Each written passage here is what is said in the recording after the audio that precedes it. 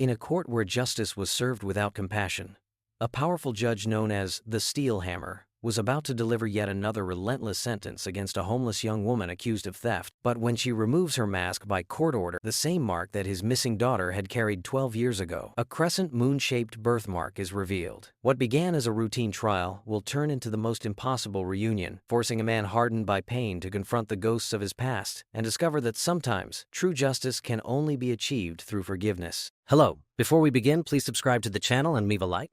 At the end, please rate the story. I will be happy to respond to you in the comments. Now, let's get to the story. The echo of footsteps resonated through the majestic courtroom, each beat against the polished marble announcing the arrival of the one everyone feared. Marcus Harrison walked with the upright posture of someone carrying the weight of justice on his shoulders, his impeccably combed gray hair reflecting the golden light of the crystal chandeliers. At 55 years old, every wrinkle on his chiseled face told the story of decades dedicated to bending the law to his iron will. The gavel struck 3 times against the noble wood, and silence settled like a heavy cloak over the crowded benches. Marcus's blue eyes scanned the room with the precision of a hawk observing its prey, and everyone present felt the familiar shiver that ran down their spines when under his scrutiny. "The court is in session," he pronounced with a deep and commanding voice, each word leaving his lips like a sentence already decided. "Let the defendant Johnson be presented, accused of armed robbery." The young man in his early 20s was brought in handcuffed, his hands visibly trembling as the bailiff led him to the defendant's bench. Marcus observed every move, his fingers drumming rhythmically on the mahogany tablet, habit the most experienced lawyers had learned to fear. "Mr. Johnson," Marcus began, his voice slicing through the air like a sharp blade. "Do you plead guilty or innocent to the charges against you?" The defendant's voice trembled almost palpably. "I innocent, Your Honor." A cold smile appeared on Marcus's lips, the very same smile that had become his trademark. It was the smile of someone who already knew the outcome of the story before it even began. His eyes shone with such intensity that even the bravest attorneys looked away. For the next 2 hours, Marcus conducted the trial with the precision of a maestro conducting a symphony. Every objection was dismissed with a sharp movement of his right hand, adorned with a solid gold ring engraved with his family crest. Each witness was questioned with razor-sharp questions, exposing contradictions and lies with an almost supernatural skill. "The evidence is clear and indisputable," Marcus declared, his fist tightening around the gavel as his eyes fixed on the defendant with an icy intensity. "This court hereby sentences defendant Johnson to 15 years in a maximum security prison, with no possibility of parole for the next 8 years. The bang of the gavel echoed like thunder, and the muffled sobs of the young man's mother were lost in the general murmur that took over the courtroom. Marcus remained impassive, his features showing neither satisfaction nor regret. It was just another day's work for the Iron Hammer, as he had been nicknamed in the city's forensic halls. As the officers led Johnson out, Marcus allowed himself a moment to adjust the cuffs of his Italian silk shirt. His mind was already calculating the next moves on the chessboard that was his life. That morning, before coming to court, he had closed another real estate acquisition and apartment complex downtown that would earn him millions in the years ahead. This was how Marcus Harrison had built his empire. One firm hand on the scales of justice, and the other on the businesses that made his fortune grow like an unstoppable avalanche. His real estate investments were legendary among the financial circles of the elite, and many whispered that he possessed an almost mystical ability to foresee which parts of the city would rise in value. "Next case," he announced, his voice cutting through the murmurs still echoing through the room. The clerk nervously adjusted his glasses before consulting his documents. "State versus Sophia Martinez, Your Honor. Charge of possession of illicit substances with intent to distribute." Marcus raised an eyebrow, intrigued. Drug cases always caught his special attention, as he considered trafficking one of the most devastating plagues of modern society. His fingers drummed again on the table as he awaited the defendant's entrance. The side door opened with a soft creak, and 2 bailiffs entered escorting a figure who made Marcus furrow his brow involuntarily. It was a young woman, visibly thin, her dark hair disheveled, framing a face partially covered by a blue medical mask. Her clothes were wrinkled and dirty, as if she had slept on the streets for days, and the handcuffs on her slender wrists seemed disproportionately large. What caught his attention most, however, was the way she walked. It wasn't the defiant posture of the usual criminals, nor the defeated resignation of those who had already lost hope. There was something different in those hesitant steps, something that made his eyes narrow with curiosity. The young woman was led to the defendant's bench, and Marcus could see how her hands trembled, not just with fear, but with something deeper, more visceral. Even behind the mask covering half her face, he could perceive the tension in her features, the way her dark eyes nervously surveyed the courtroom like a cornered animal searching for a way out that did not exist. Marcus leaned slightly forward, his genuine interest awakened for the first time that day. There was something about this girl that did not fit the usual pattern of traffickers who passed through his court, something that made his decades of experience whisper a silent warning in his mind. The clerk adjusted his glasses again, his voice echoing through the courtroom with the bureaucratic monotony of someone who had read thousands of similar charges over the years. "Sarah Martinez," he read aloud, consulting the papers with fingers that trembled slightly under the judge's penetrating gaze. Approximately 20 years old, no fixed address, accused of theft from a commercial establishment. Marcus watched the young woman with renewed attention. Sarah. The name seemed too fragile to carry the weight of the accusations hanging over her. His eyes quickly scanned the documents in front of him, absorbing every detail with the efficiency of someone who had learned to decipher entire lives through official papers. The public prosecutor, a stocky, middle-aged man named Davidson, stood up with the characteristic pomp of someone accustomed to easy victories. His voice filled the courtroom with well-rehearsed authority. "Your Honor," Davidson began, theatrically opening his leather briefcase. On September 15th, around 3 in the afternoon, the defendant, Sarah Martinez, was caught by the security systems of Thompson's Market, deliberately stealing food products from the establishment. Marcus leaned forward, his fingers interlaced over the mahogany table as he absorbed every word. Sarah remained still in the defendant's bench, her breathing clearly accelerated even through the mask covering her face. The stolen products, Davidson continued with an almost palpable satisfaction, included 2 French rolls, 1 liter of whole milk, 3 apples, and 2 bananas, totaling $23. The defendant was detained outside the establishment with the products still in her possession, constituting caught-in-the-act theft. The silence that followed was broken only by the almost inaudible sound of Sarah's nervous breathing. Marcus could see how her shoulders rose and fell quickly, as if every word from the prosecutor was a physical blow to her thin chest. "Miss Martinez?" Marcus's voice cut the air like a cold blade. "Do you plead guilty or not guilty to the charges brought against you?" Sarah slowly raised her gaze, her dark eyes meeting his through the braids framing her face. Even through the mask, Marcus could perceive the internal struggle unfolding behind those eyes, a battle between wounded dignity and desperate need. I was very hungry, Your Honor," Sarah began, her voice muffled by the mask, trembling like leaves in the wind.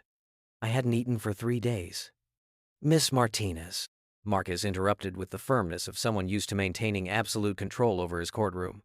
"This court requires only a direct answer to the question posed. Guilty or not guilty?" Sarah's handcuffed hands clenched into small fists, and Marcus could see how she fought against the tears threatening to overflow. Her voice, when it finally emerged, was almost a desperate whisper. "Guilty," she murmured, the word coming out like a confession that cut her soul. "But please, Your Honor, let me explain." "The confession has been recorded," Marcus declared, making a quick note on his documents. His eyes moved to the prosecutor expectantly. "Mr. Davidson, what is the public prosecutor's recommendation?" Davidson smiled with the satisfaction of someone who had secured an easy victory. "Your Honor, considering the defendant confessed to the crime and was caught red-handed, we recommend a fine of $500 plus restitution of the value of the products to the commercial establishment. Miss Martinez," Marcus directed his attention back to Sarah, "do you have legal representation?" Sarah shook her head negatively, her dark hair moving like curtains in the wind. "No, sir. I don't have. I can't afford a lawyer." "And what about the $500 fine proposed by the public prosecutor?" The question hung in the air like a suspended sword.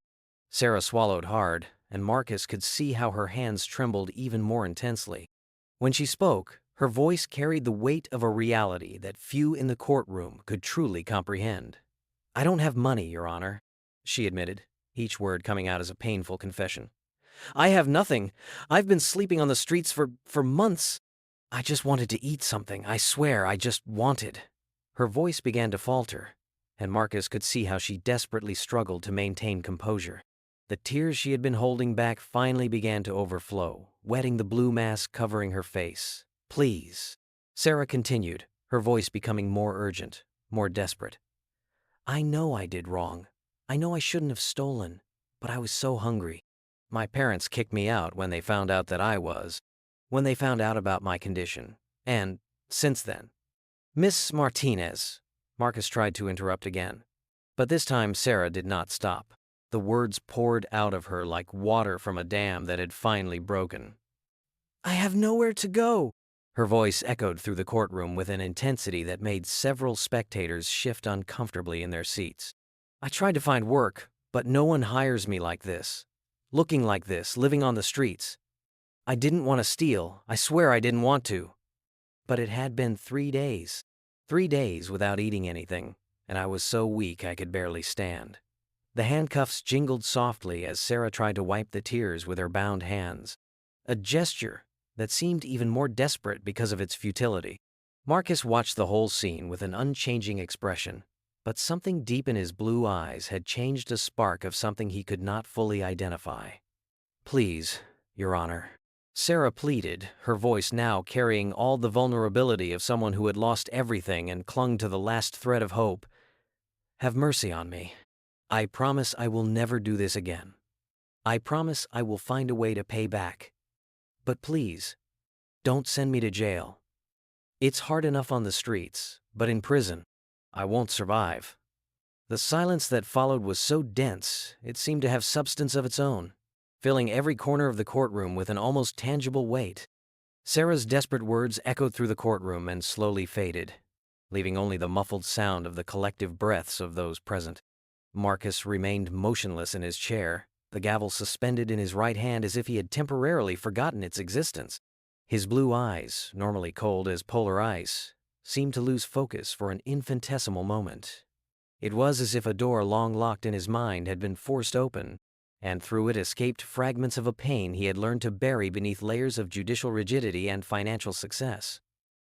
"Emma." The name arose in his consciousness like a ghostly whisper, carrying with it the weight of 12 years of guilt and regret. Suddenly, it was no longer the austere courtroom he saw before him, but a park bathed in the golden light of an October afternoon, golden leaves dancing in the wind, while an 8-year-old girl ran among the trees, her brown hair flying free like butterflies. "Daddy, look how fast I can run." Emma's crystal-clear voice echoed through the years, so vivid that Marcus felt a familiar tightness in his chest. She wore her favorite blue dress, the one with small white flowers Linda had bought the previous week. Her eyes shone with the pure joy of childhood, the same light he had seen in Sarah's eyes just moments before. But on that fateful afternoon, Marcus was not really there. Physically present, yes, sitting on the park bench with his cell phone pressed to his ear, discussing the details of a complex case that consumed his thoughts. It was the Morrison trial, a process that could define his career, and every minute seemed too crucial to waste on childish games. "Emma, don't wander too far," he had shouted distractedly, his eyes never leaving the document spread beside him on the bench. "Daddy needs to finish this call first." Those were the last words he spoke to his daughter while she was still alive, or at least, while he was still sure she was alive. 15 minutes. Just 15 damn minutes of phone conversation, and when Marcus finally lifted his eyes from the papers, the park had turned into a deafening void. The swing where Emma played swayed empty in the wind, its chains creaking with a sound that would become the nightmarish echo haunting him for the rest of his life. "Emma?" he called, his voice still carrying more irritation than concern. "Emma, where are you? It's not time to play hide and seek." But the silence that answered was not the mischievous silence of a child hiding. It was the empty silence of absolute absence, a void that expanded in his chest like ice melting into boiling water. The hours that followed were a blur of growing panic. Marcus ran through the park shouting his daughter's name until his voice grew hoarse, searched every bush, every corner, every possible hiding place. Other park visitors joined the search, and soon there was a small crowd of strangers looking for an 8-year-old girl in a blue dress with white flowers. The police arrived when the sun was already kissing the horizon, painting the sky in shades of orange that should have been beautiful, but at that moment seemed only a terrible omen. The officers asked questions Marcus answered with a voice he didn't recognize as his own, mechanical, broken, desperate. "What time did you last see your daughter, sir? What exactly was she wearing? Did any stranger approach you today?" Each question was a blade cutting deeper into the wound of his guilt. How could he explain that he hadn't paid enough attention? How could he admit he was more concerned with papers and phone calls than with his own daughter's safety? Linda arrived at the park 30 minutes later, her face as pale as paper as she ran toward him. She had been at home preparing Emma's favorite dinner, macaroni and cheese with small pieces of broccoli that the girl always pretended to hate but ate anyway to see her mother smile. "Where is she, Marcus?" Linda asked, her green eyes already filled with terrible intuition. "Where is our Emma?" And when Marcus had no answer to give, when all he could do was shake his head and whisper, "I don't know," in a strangled voice, it was as if something fundamental between them broke at that very moment. The days that followed turned into weeks, and the weeks into months of tireless searching. Marcus hired the best private detectives money could buy, offered rewards that grew from thousands to hundreds of thousands of dollars. Posters with Emma's smiling face were spread all over the city, her childlike image becoming familiar to strangers who had never known her. But with each day that passed without news, the silence at home grew denser, more suffocating. Linda barely spoke to him, her eyes carrying a silent accusation more painful than any scream could have been. At night, Marcus heard her quietly crying in Emma's room, holding the teddy bear that still carried the scent of their lost daughter. "If you had paid attention," Linda finally said one night, her words falling like stones into a bottomless well. "If you hadn't always been so obsessed with work, with your cases, with your damn career, she would still be here." Marcus had tried to argue, tried to explain that he was suffering too, that he missed his daughter with an intensity that threatened to destroy him. But deep down, he knew Linda was right. He had failed at the one thing that really mattered, protecting his family. The divorce was finalized 2 years after Emma's disappearance. Linda moved to another state, unable to bear the memories every corner of the city held. Marcus was left alone in the house they had built together, surrounded by empty rooms and echoes of laughter that would never return. It was then that something fundamental changed in the essence of Marcus Harrison. The pain of losing Emma, combined with the guilt of knowing his negligence had contributed to the tragedy, crystallized into a hardness that permeated every aspect of his life. If he could not protect his own daughter, at least he could ensure that other criminals paid the full price for their crimes. Every sentence he pronounced carried the weight of his personal loss. Every strike of the gavel was an echo of the day his life shattered. Marcus became known as the Steel Hammer, not only for his firmness, but because he had literally turned his heart to metal to survive the pain. Years passed. His fortune grew through calculated and cold investments. But Emma remained an open wound in his soul. He continued paying private detectives, continued waiting for a clue, a phone call, anything that could bring his daughter back home. Now, sitting in his courtroom, watching Sarah plead for mercy with tears in her eyes, Marcus felt something cracking in the icy armor he had built around his heart.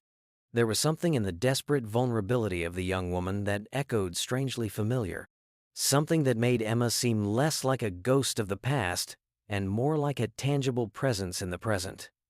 His hands gripped the gavel tighter, the knuckles whitening as he struggled to maintain control over the emotions threatening to overflow after 12 long years buried in the ice of his soul. Marcus blinked hard, forcing the memories back into the depths where they had remained for so long. The echoes of Emma dissipated like smoke, leaving only the cold, tangible courtroom around him. His jaw clenched, the facial muscles stiffening as if being sculpted into stone once again. Sarah continued speaking, her words coming in desperate bursts, as if every second of silence could seal her fate. "Your Honor, I grew up in orphanages." Her trembling voice echoed through the courtroom, laden with a raw vulnerability that made several spectators shift uncomfortably in their seats. "I never had a real family. I moved from house to house, from foster family to foster family, until I turned 18 and they just put me out on the street." Marcus felt his fingers tighten around the gavel handle, the polished wood becoming slippery under the pressure of his grip. Something about Sarah's tone, the way her words broke at the most painful moments, was causing cracks in the armor he had so carefully built over the years. "That was 2 years ago," Sarah continued, her cuffed hands visibly trembling. "2 years on the streets, sir. 2 years trying to survive, looking for work, sleeping wherever I could. Sometimes in shelters if there was space, sometimes under bridges when it rained too much." The blue mask, covering her face, was stained with tears, and Marcus could see how she struggled to breathe between the sobs threatening to overwhelm her voice. Every word that left her lips seemed ripped straight from her chest, as if it was physically painful to talk about her reality. "I tried, Your Honor. I swear, I tried to do the right things," Sarah pleaded, her dark eyes searching for some sign of humanity on the judge's stone face. "But it's hard to get a job when you don't have an address, when you have nowhere to shower, when your clothes are always dirty and torn. People look at you like you're trash." Marcus felt a sharp sting in his chest, a sensation he hadn't experienced in years. For an infinitesimal moment, he glimpsed Emma in those desperate eyes, imagined his daughter growing up alone, abandoned, begging for mercy in a world that had become too hostile. But then the familiar pain of loss turned into something even more familiar: anger. Anger at himself for allowing emotions to interfere with his professional judgment. Anger at Sarah for forcing him to relive memories that should have remained buried. Anger at a world that had stolen his daughter and now dared to test his resolve through the pleas of this young criminal. "Enough!" Marcus suddenly shouted, his voice cutting through Sarah's pleas like an axe through wood. The sound echoed through the courtroom with such intensity that several spectators startled, and the court clerk dropped his pen. Sarah stopped speaking immediately, her eyes widening with pure terror. Tears kept streaming down her face, but now she remained silent, like a wounded animal suddenly realizing her only chance of survival was to remain completely still. Marcus leaned forward, his blue eyes burning with a cold intensity that made the air around seem denser. When he spoke again, his voice had regained all the relentless authority that had made him famous in judicial circles. "Miss Martinez," he began, each word issuing from his lips like a royal decree, "this court is not the place for unnecessary melodrama or attempts at emotional manipulation. The law exists for everyone, regardless of their personal circumstances or life history." Sarah opened her mouth as if to protest, but Marcus raised an authoritative hand to silence her before any sound could escape. "You confess to the crime of theft. The evidence is clear and indisputable. Your personal situation, however unfortunate, does not give you the right to violate others' property or to ignore the laws that govern our society."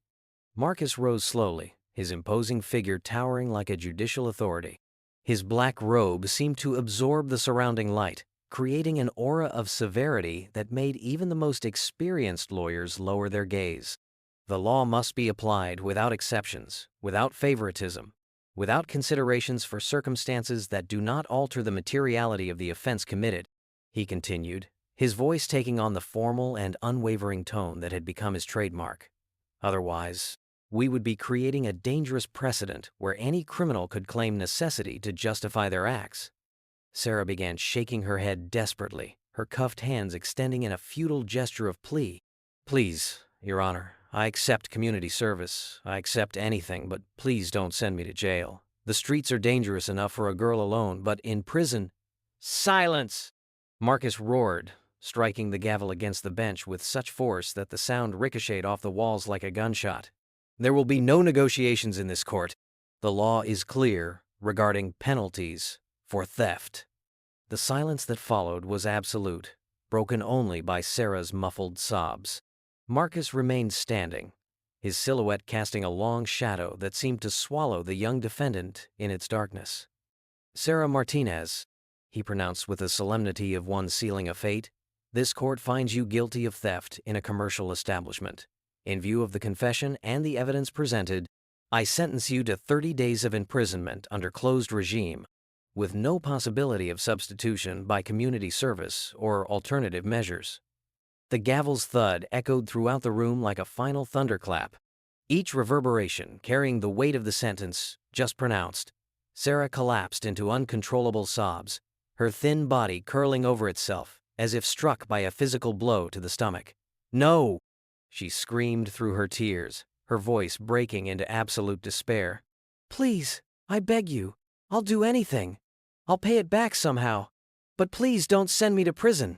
I won't survive there." Marcus had already sat down again, his eyes fixed on the documents before him as if Sarah no longer existed. His expression had become a mask of professional indifference, but if one looked closely enough, they could notice an almost imperceptible tension along his jawline. "Officer," he said in a controlled voice, without raising his eyes from the papers, "escort the defendant for processing and transfer to the appropriate institution." The bailiff approached Sarah with hesitant steps, clearly embarrassed by the scene unfolding before him. Sarah kept crying uncontrollably, her whole body trembling like a leaf in a storm as she tried to cling to the defendant's bench as if it could prevent what was coming. "Please, officer," she begged, looking at the man approaching with tear-filled eyes. "Tell the judge I promise I'll never do this again. Tell him I'll find a job." "Tell him." But the officer only shook his head sadly, his own eyes reflecting the compassion denied in the courtroom. With professional kindness, he helped Sarah to stand, his movements careful as if handling something extremely fragile that could break at any moment. Sarah's sobs echoed through the courtroom as she was led toward the side door, each step seeming to drain more life from her trembling legs.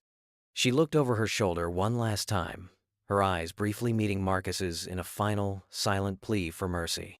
But Marcus kept his impassive expression, his attention apparently focused entirely on the documents for the next case, as if Sarah's cries of despair were just background noise in another routine day at work. The door closed with a final click, taking with it the echoes of Sarah's sobs and leaving the courtroom immersed in an uncomfortable silence that seemed to weigh over everyone present like a damp, suffocating blanket. The bailiff had taken only 3 steps toward the side door when Marcus's sharp voice echoed again through the courtroom, stopping the small procession halfway. "Officer, wait," he ordered, his voice carrying the unyielding authority of someone used to being obeyed without question. "There is a procedure that must be followed before processing." Sarah turned slowly, her tears still flowing freely, as she looked back with an expression mixing desperate hope and absolute terror. For a moment, her eyes lit up with the possibility that the judge might have changed his mind, that some trace of compassion had found its way through his icy armor. Marcus leaned forward, his fingers drumming on the mahogany table with the mechanical rhythm of a death sentence. His blue eyes fixed on Sarah with the precision of a predator assessing its prey, cold and calculating as they had always been. "For official identification purposes in the court records," he declared with the bureaucratic monotony of someone who had repeated similar procedures hundreds of times, "the defendant must be photographed with no facial obstruction. Remove the mask." The words fell on Sarah like stones thrown into still water, creating waves of panic that spread throughout her thin body. Her free hand immediately moved to the mask, pressing it against her face as if it were a protective shield against the world. "Please, Your Honor," she murmured, her voice so low it was barely audible. I prefer to keep the mask on, if possible." Marcus frowned, his patience already exhausted by Sarah's previous pleas. His voice, when he answered, carried the irritation of someone who considered any resistance to his commands a personal affront. "Miss Martinez, there is no choice in the matter.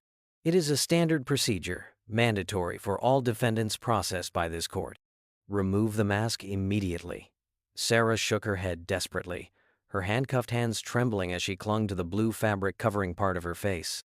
When she spoke, her voice was almost a broken whisper, filled with a vulnerability beyond the fear of imprisonment. I have a disfigurement," she confessed, the words coming out as if each one was physically painful to say. "Please, Your Honor, I beg you not to force me to. This is ridiculous," Marcus interrupted, his voice bursting with impatience.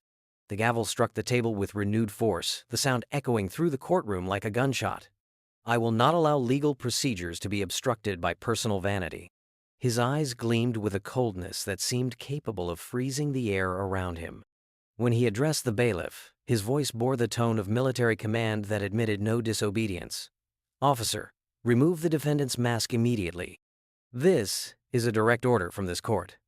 The officer hesitated for a moment, his eyes shifting between Sarah, who seemed to be shrinking into herself, and the judge, whose expression had become a mask of relentless authority.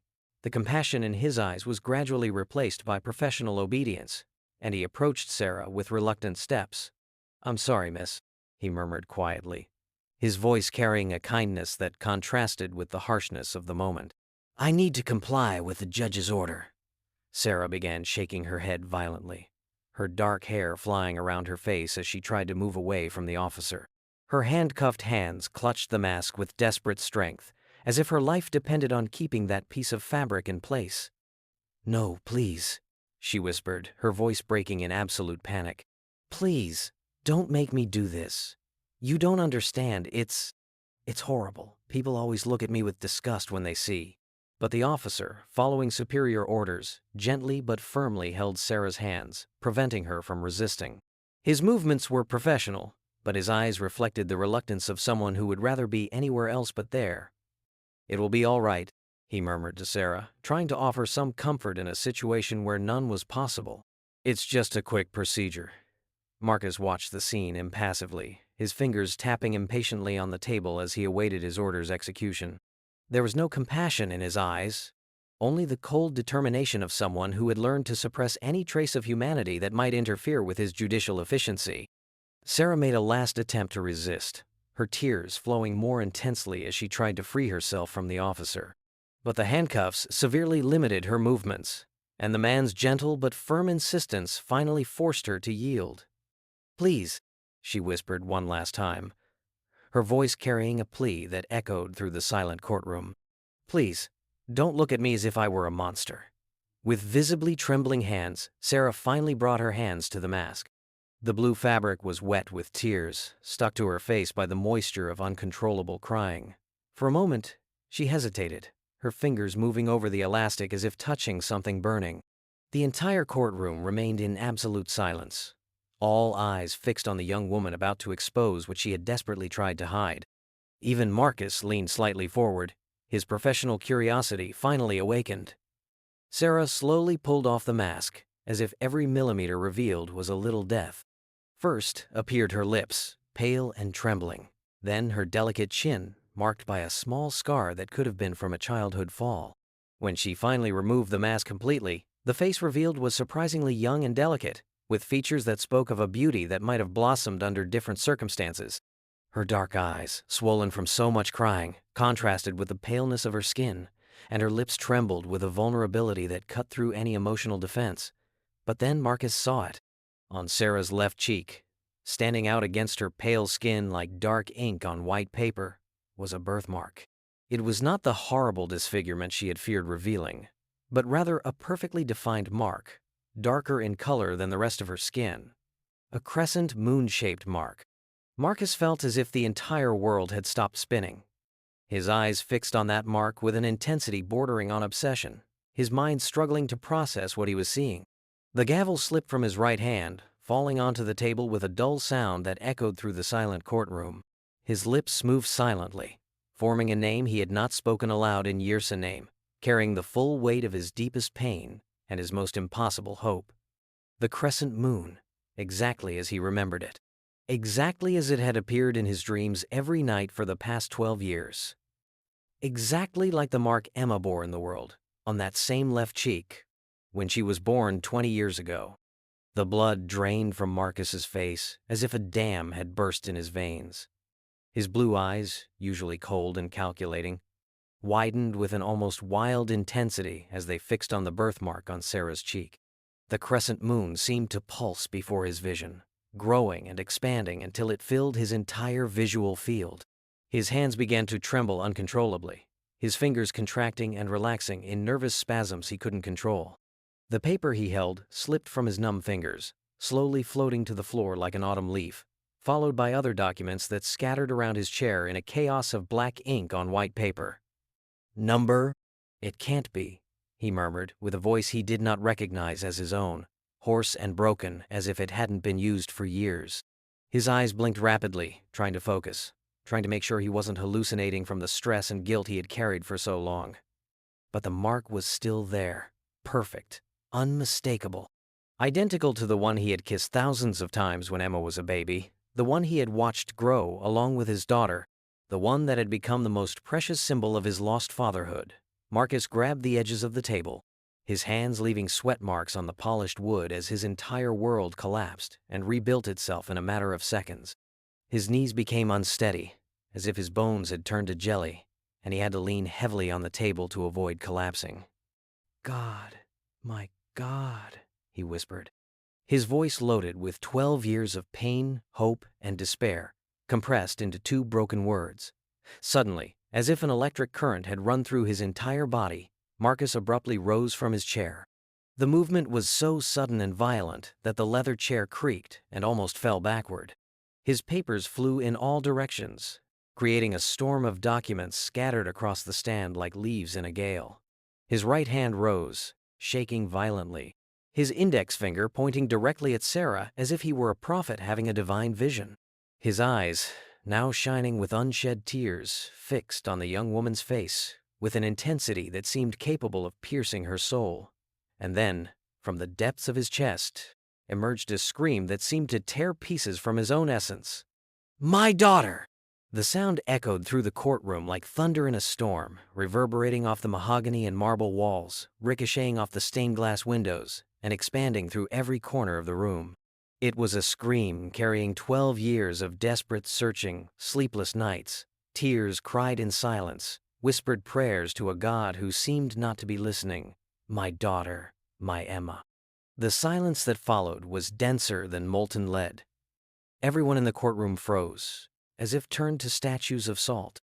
Lawyers, clerks, spectators, and even the journalists in the back of the room remained motionless, their faces reflecting absolute shock at what they had just witnessed. Prosecutor Davidson dropped his papers, his mouth opening and closing like a fish out of water, unable to process what was happening. The clerk had removed his glasses and was obsessively wiping them with trembling hands, as if that could somehow make sense of the scene unfolding before him. Sarah remained frozen between the 2 court officers, her dark eyes shifting between Marcus and the shocked faces around her. The confusion on her face was absolute, mixed with pure terror at the transformation that had overtaken the man who, just moments before, had sentenced her to prison. I don't understand," she whispered, her voice barely audible in the tomb, like silence that had fallen over the courtroom. "What is happening? Why are you calling me? Your daughter." But Marcus did not listen. He had started walking toward her, descending the steps that separated the stand from the rest of the courtroom with staggering steps, like a man in a trance. Each movement seemed to require superhuman effort, as if he were walking through viscous water, resisting each step, his hands extended in front of his body, shaking violently, as if trying to reach for a miracle that could vanish at any moment. Tears began to well up in his eyes, first small drops forming at the corners, then a steady flow running down his grayish face. "Emma," he whispered, his voice filled with a tenderness none present had ever heard from the fearsome steel hammer. "My Emma, my girl." Each step he took seemed to shrink the years that had passed since that terrible afternoon in the park. Marcus no longer saw the thin, dirty young woman who had been brought handcuffed to his courtroom.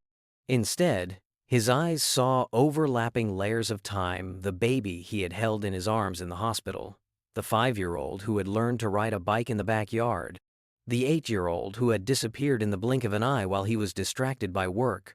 "Please, God," he murmured as he approached, his words more a broken prayer than conscious speech. "Please let it be true. Please let it be her." Sarah took a step back, instinctively seeking protection behind the court officers, her eyes wide with pure fear. The intensity of the emotion emanating from Marcus was almost tangible, filling the air around him like dense smoke. "Sir," she pleaded, her voice trembling, "I think you are confused. I don't know who Emma is. I don't know you. My name is Sarah Martinez." But Marcus kept walking, tears flowing freely down his face as he advanced toward the young woman who had to be his lost daughter. His lips moved silently, forming the name he had carried in his heart like a sacred talisman for over a decade. When he was just a few yards from Sarah, Marcus suddenly stopped, as if he had hit an invisible wall. His knees nearly gave way, and he had to stretch out a hand to support himself on the nearest railing to avoid falling. There, so close he could feel the warmth of her frightened breath, was his Emma. Older, thinner, marked by the streets and abandonment, but still unmistakably his daughter. The crescent moon-shaped birthmark seemed to glow on Sarah's left cheek, like a divine signature confirming what his heart already knew. Marcus extended a trembling hand toward Sarah's face, but stopped mid-air. Not daring to touch, not daring to break the spell that could make everything disappear like a cruel dream.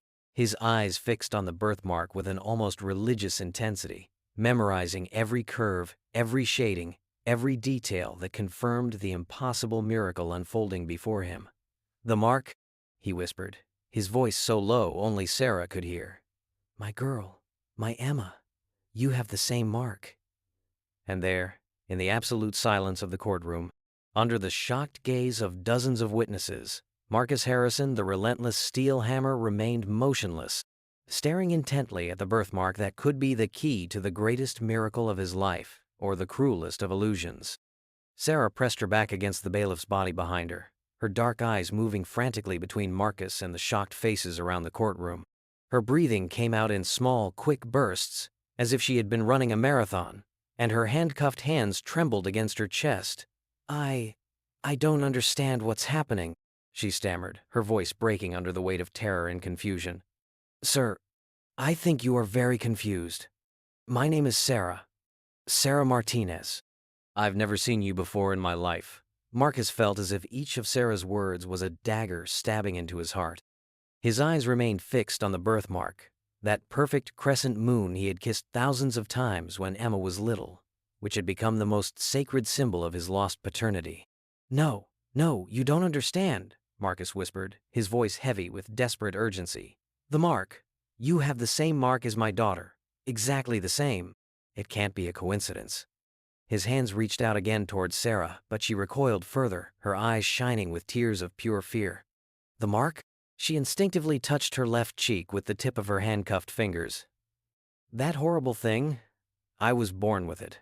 But that doesn't mean I'm your daughter. I grew up in St. Mary's Orphanage as Sarah Collins." The words hit Marcus like a punch to the stomach. Orphanage, his Emma. His girl had grown up in an orphanage, alone, abandoned, while he spent millions searching for her in all the wrong places. "St. Mary's Orphanage?" he repeated, his voice coming out strangled. "You said St. Mary. How long?" Sarah hesitated, her eyes moving between Marcus and the officers around her, as if searching for an escape that didn't exist. I've been there since I was 8, she finally admitted, her voice barely above a whisper. "But that doesn't mean anything. Many children go through orphanages. 8 years, the exact age Emma had when she disappeared." Marcus felt his knees weaken, and he had to lean heavily on the railing to avoid collapsing completely. "Your biological parents," he managed to say through lips that felt numb. "Do you remember them? Do you remember anything from before you were 8? The silence that followed was filled only by the sound of the collective breathing of everyone present in the courtroom. Sarah lowered her gaze, her dark hair falling like curtains around her face, partially hiding the mark that had caused all this commotion. "I don't remember anything," she finally said, her voice heavy with an old, familiar sadness. "The social workers said I was found lost, and traumatized. I couldn't speak, couldn't say my real name, couldn't remember where I came from." Marcus closed his eyes, tears flowing freely down his cheeks as the brutal reality settled in his mind, like melting ice. His Emma had been lost, scared, traumatized, desperately trying to remember home, her family, him. "Traumatized," he repeated, the word falling from his lips like a confession of guilt. "You were traumatized when you were found." "They said I had blocked the memories," Sarah continued, her voice becoming even lower. "Something about abandonment trauma. They said sometimes children forget on purpose when they go through very painful things." With every word, Marcus felt the courtroom walls closing in around him. Abandonment. His daughter had felt abandoned. She had blocked memories of her family because the pain of being lost was too great for an 8-year-old to bear. "Where were you found?" he asked, his voice barely audible even in the absolute silence of the courtroom. "What place?" Sarah raised her eyes, and for the first time, Marcus could see something changing in her eyes.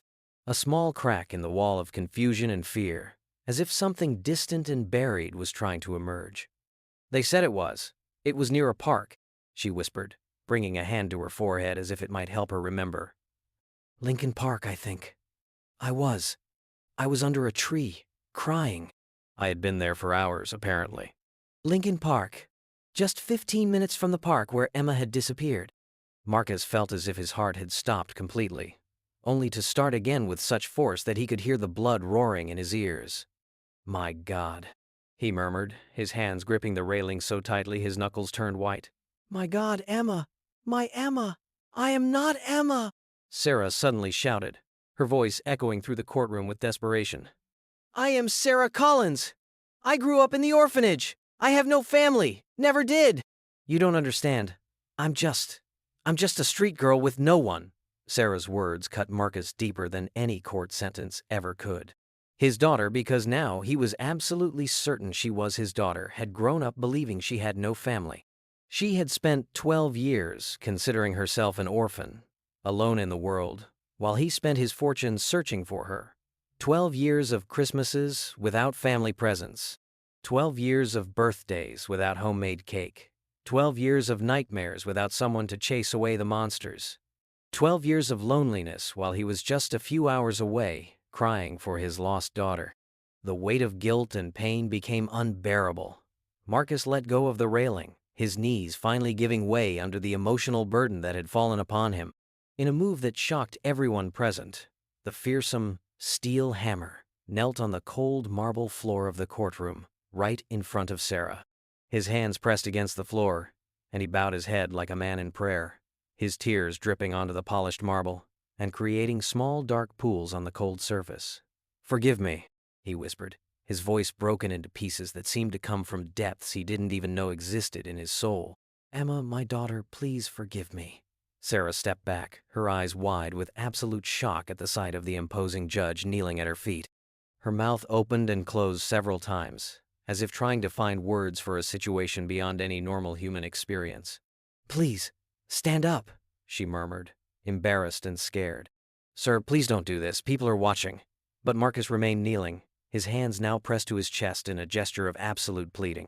When he raised his face to look at Sarah, his blue eyes were red and swollen from tears, turning him into something unrecognizable from the stern judge who had presided over the courtroom moments before. "I failed you," he said, each word coming out like a confession torn directly from his soul. "I was so busy with work, so obsessed with my career, that I didn't pay attention. I let you get lost. I let you grow up alone, scared, not knowing who you really were." His hands reached toward Sarah's feet, but stopped midair, trembling violently. 12 years, he continued, his voice breaking completely. 12 years. You spent not knowing you had a father who loved you more than life itself. 12 years I searched for you, but never in the right places. Never where you really were.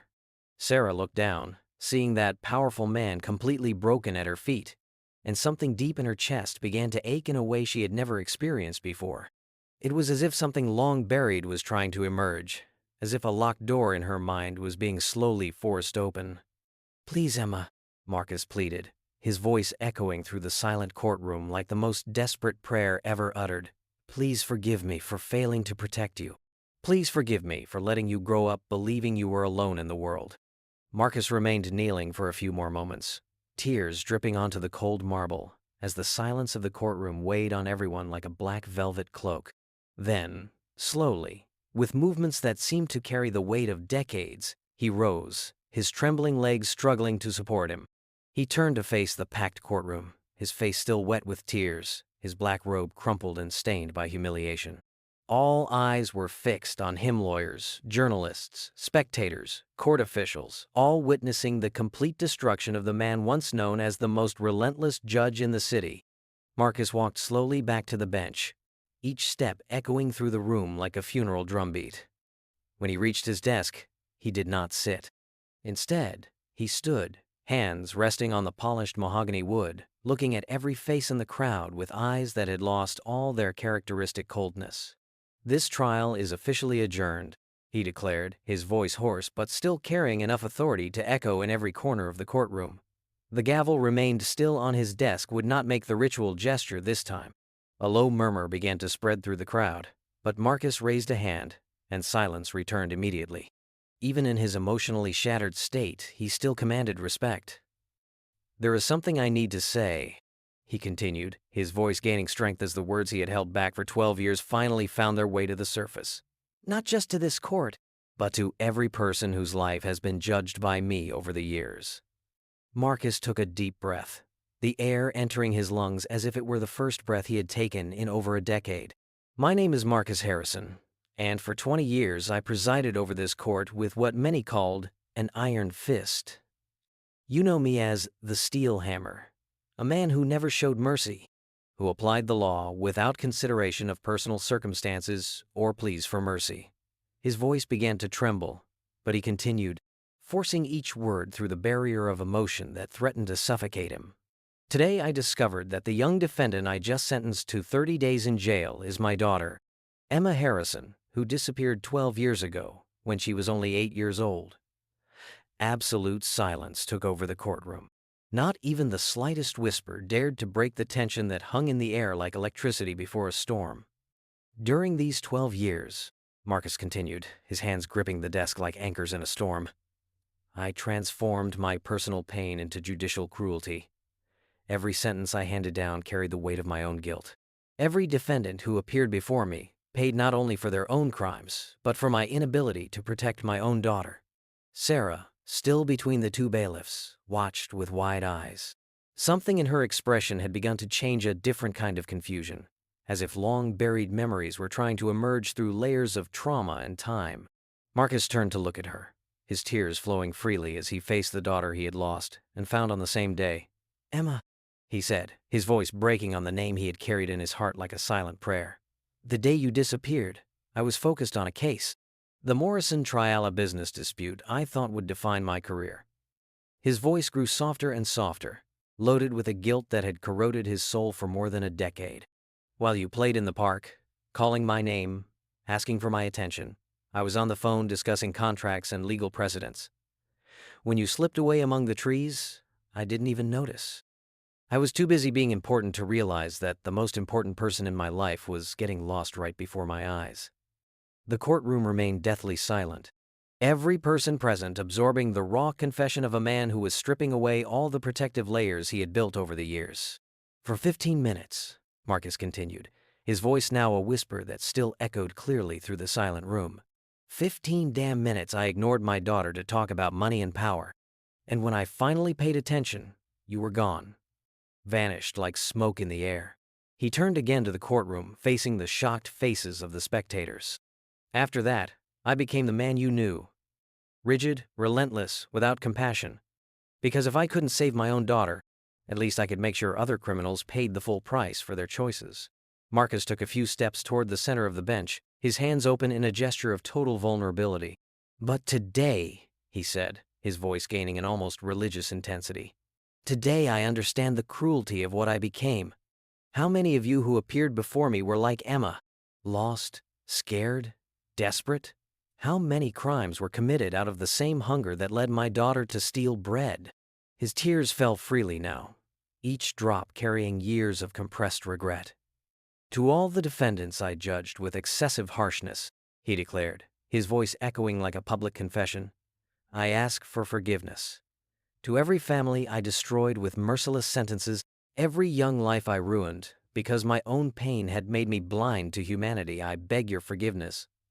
Marcus turned once more to Sarah, who now pressed a hand to her forehead, her eyes closed as if fighting a severe headache. "And to you, Emma," he said, his voice completely breaking on his daughter's name.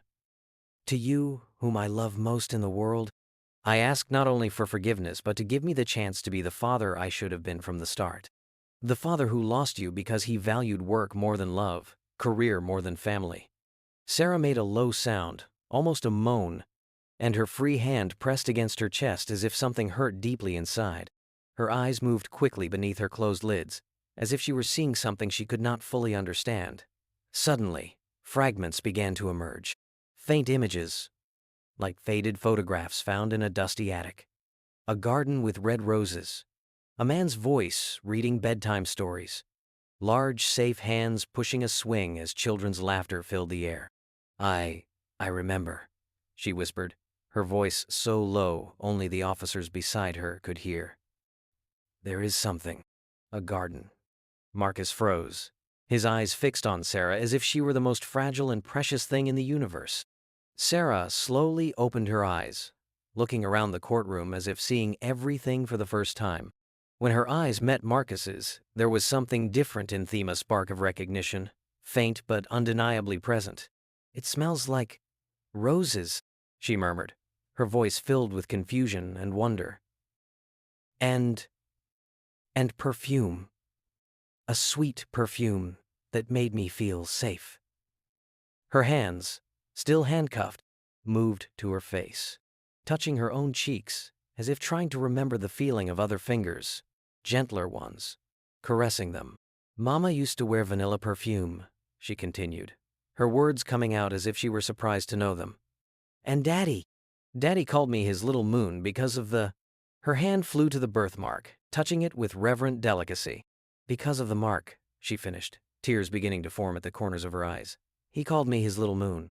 Sarah remained motionless, her handcuffed hands pressed against her temples as fragments of memory continued emerging like pieces of a long-forgotten puzzle. Her eyes darted quickly from side to side, as if watching an old movie someone had found in a dusty attic. "The doll," she suddenly whispered, her voice filled with astonishment and growing recognition. "She had golden hair and a pink dress with lace. I called her Princess." Marcus felt as if his heart was going to explode.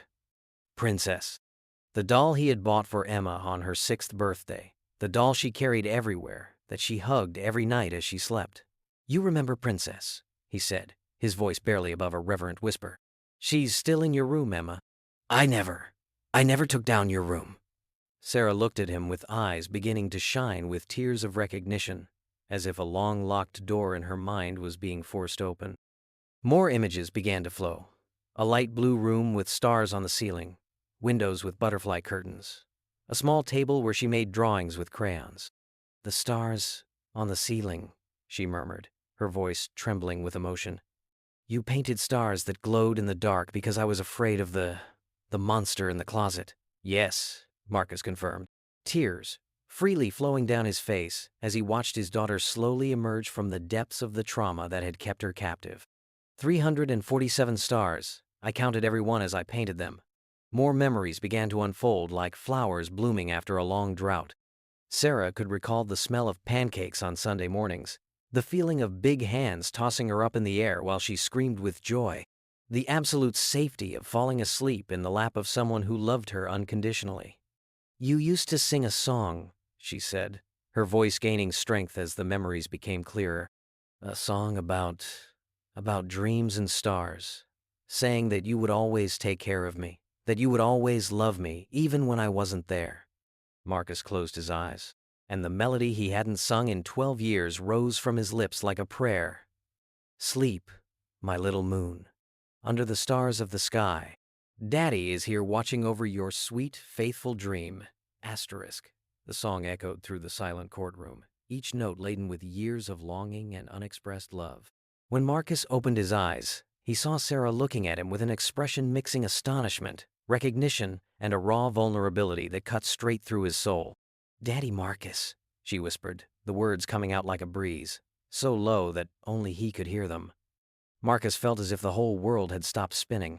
That voice, uttering those words he had dreamed of hearing again for more than 4,000 lonely nights. "Daddy," Sarah repeated, this time louder, her voice breaking on the word that had been lost in her mind for so long. "Yes," Marcus answered, his own voice choking with emotion. "Yes, my little moon, it's Daddy." Sarah took a hesitant step toward him, her handcuffs jingling softly. For a moment, it seemed father and daughter would finally be reunited after 12 long years apart. That was when the courtroom door slammed open. A woman of approximately 50 burst into the room, her brown-gray hair disheveled as if she had run miles to get there. Her green eyes, identical to the ones Marcus remembered loving so much years before, frantically scanned the courtroom until they fixed on Sarah's figure. "Linda," Marcus whispered, immediately recognizing his ex-wife despite all those years of separation. Linda Harrison had received the most impossible phone call of her life. 20 minutes earlier. Mrs. Harrison, this is the Superior Court. Your ex-husband requested that you come immediately. He believes he has found Emma.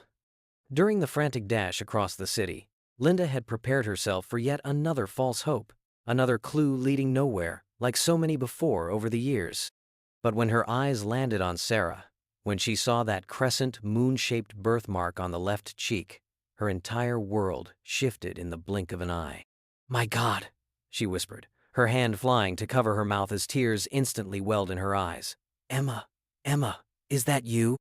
Sarah turned to look at the woman who had just entered, and immediately more memories exploded in her mind like fireworks. That brown hair, those green eyes, that face that had appeared in her fragmented dreams for years without her knowing why. "Mom?" The word slipped from Sarah in an incredulous whisper, as if she couldn't believe she was saying it. Linda did not wait for confirmation. She ran through the courtroom, passing shocked lawyers and stunned spectators, her high heels echoing like gunshots against the marble as she headed toward the daughter she had searched for in every city, every shelter, every hospital for the longest 12 years of her life. "My baby," Linda sobbed, reaching out to touch Sarah's face as if needing to be sure she wasn't dreaming. "My girl, my Emma." "The handcuffs," Sarah murmured, raising her bound hands. I can't hug you with these on. Remove the handcuffs immediately." Marcus ordered the court officer, his voice carrying every ounce of authority he could muster. "Remove them now." The officer, hands trembling and eyes full of tears, quickly freed Sarah from the handcuffs. The moment her hands were free, Linda enveloped her in a desperate embrace, holding her to her chest as if never letting go. "I never stopped looking," Linda whispered against Sarah's hair, her voice broken by 12 years of desperate hope. "Not for a single day. I knew you were still alive. I could feel in my heart that you were somewhere waiting to come home." Sarah clung to her mother just as tightly, her own tears flowing freely as memories continued to return in rising waves. The scent of vanilla perfume that Linda still wore, the absolute safety in maternal arms, the unshakable certainty of being loved unconditionally. "I remember," she sobbed against her mother's shoulder. "I remember you reading stories to me, baking chocolate cookies on Sundays, comforting me when I had nightmares." "I was there," Linda murmured, kissing the top of Sarah's head repeatedly. "I've always been here, waiting for you to come home." Marcus approached slowly, his own tears flowing as he watched the reunion between mother and daughter. When Linda raised her eyes and saw him coming, her gaze hardened momentarily. There was still pain there, still unresolved guilt between them. But then Sarah reached out a hand toward him, and Linda understood that in that moment, nothing mattered except the daughter they had lost and found again. "Daddy," Sarah called, her voice still weak but filled with growing recognition. "Daddy, come here." Marcus needed no further invitation. He joined the embrace, his arms closing around Sarah and Linda, creating a family circle that had been broken 12 years ago and was finally being reassembled. "I remembered," Sarah whispered as she clung to both of them. "After I got lost in the park, I wandered the streets for days. I was so scared, so confused. I tried to remember how to get home, but everything got jumbled in my head. And then, when they finally found me, I couldn't remember anything anymore. It was like a curtain had fallen over all the good memories." "Traumatic amnesia," Linda murmured, stroking her daughter's hair. "Doctors said it was possible that children sometimes block painful memories to protect themselves. But you never stopped looking for me," Sarah said, looking between her two parents with eyes shining with tears and rediscovered love. "Never," Marcus confirmed, his voice hoarse with emotion. "Not for a second. Even when the marriage didn't survive the pain, even when we went our separate ways, neither of us ever gave up on you." There, in the middle of the courtroom, under the emotional gaze of dozens of witnesses, the Harrison family reunited. 12 years of separation, pain, guilt, and relentless searching culminated in that embrace that seemed to try to make up for every lonely night, every tear shed, every whispered prayer in the dark. Sarah was home. Finally, her little moon had found the way back to the stars that loved her. 6 months later, the morning sun filtered through the windows of the modest office that had replaced the grand courtroom as Marcus Harrison's workplace. The walls, which once displayed diplomas and judicial honors, were now covered with smiling photographs, families reunited, children who had found their homes, young people who had discovered a new purpose in life. Marcus, wearing a simple blue shirt instead of the solemn black robe, sat behind a light wooden desk, very different from the imposing mahogany piece that had dominated his life for 2 decades. His gray hair was messier, less formal, and there was a softness in his blue eyes that had not existed for a long time. Sarah entered the office carrying a stack of files. Her appearance transformed almost beyond recognition. Her dark hair now shone healthy and well cared for, framing a face that had regained the colors of life. The crescent moon-shaped birthmark was no longer hidden by masks or shame. She wore it proudly, as a symbol of the journey that had brought her back home. "The Torres and Martinez families confirmed for this afternoon," she said, her voice carrying an energy and purpose she had never possessed during her years on the streets. "And San Vicente Shelter said we can visit them tomorrow morning." Marcus smiled, a genuine smile that warmed his features in a way his judicial rulings never had. 203 families reunited, he murmured, looking at the board on the wall that kept record of every success of the Emma Harrison Foundation. Who would have imagined that destroying a career could result in finding a purpose? Sarah approached the desk, picking up one of the photographs that adorned the surface. It was an image of the Harrison family on the day she had returned home, all embracing in the garden she had begun to remember. Linda was among them, smiling through the tears she had shed from pure joy. "Mom called," Sarah said, carefully putting the photo back in place with reverent care. "She said the television program we made helped 3 more families connect through the Foundation's database." The decision to make their story public had been difficult but necessary. Marcus had appeared on television shows, given newspaper interviews, using his former notoriety to draw attention to the cause that now defined his life. Each appearance was an exercise in humility, a repeated public confession of his past failures and his determination to do better. "And what about the case of the girl they found in Detroit?" Marcus asked, organizing the papers on his desk with the same precise movements he had used in court, but now directed toward a completely different purpose. "We confirmed the DNA this morning," Sarah replied, her voice carrying the deep satisfaction that came from restoring hope where there had once been only despair. "She's the Williams daughter. She'd been missing for 4 years since she ran away from home at 13. The reunion is scheduled for Thursday." Marcus closed his eyes for a moment, letting the weight of gratitude wash over him. 4 years of separation coming to an end. A family rebuilding through the efforts of the Foundation, born from his own suffering and redemption. "You know," he said, raising his gaze to Sarah, "sometimes I still can't believe this is real. That you're here, that we're doing this together, that we turned our tragedy into hope for others." Sarah sat in the chair opposite the desk, the same chair where dozens of desperate parents had sat over the months, bringing faded photos and broken stories, begging for help to find their lost children. "It was Mom who said something that stuck with me last week," Sarah remarked, fiddling with a pen holder made by one of the children from the shelter they visited regularly. "She said maybe you had to lose me to really learn how to find me." The words struck Marcus deeply, echoing a truth he had begun to accept throughout months of transformation. The man who had lost Emma in the park could not have been the father she needed. It had taken the pain of loss, the years of searching, the public humiliation of his failures to shape him into someone capable of unconditional love. "Are you ready for the shelter visit today?" he asked, changing the subject before the emotion became overwhelming. Sarah nodded with determination. Visits to shelters had become the most important part of the Foundation's work for both of them.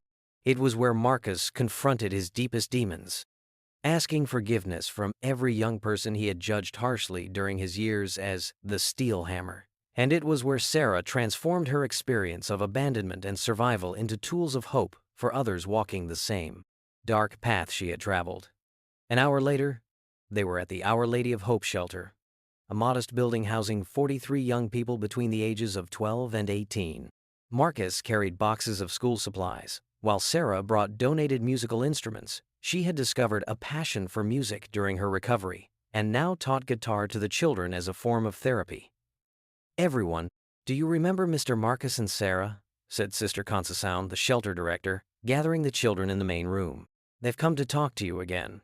Marcus looked at the young faces before him, some defiant, others hopeful. many marked by the same distrust and fear he had seen in Sarah's eyes that fateful day in court. Each face reminded him of how many young people he had condemned without understanding their stories, how many lives his relentless rigidity had negatively impacted. "First of all," Marcus began, his voice carrying a humility that would have been impossible in his previous life, "I want to apologize to each of you." The children shifted uneasily, unused to adults apologizing to them. "For many years, I was a judge in this city," Marcus continued, kneeling to be eye level with the younger children. "And during those years, I judged young people like you without understanding your stories, without recognizing that many times you were doing the best you could with limited resources and no family support." A girl of about 14, with curly hair and defiant eyes, crossed her arms. "Why should we believe you now?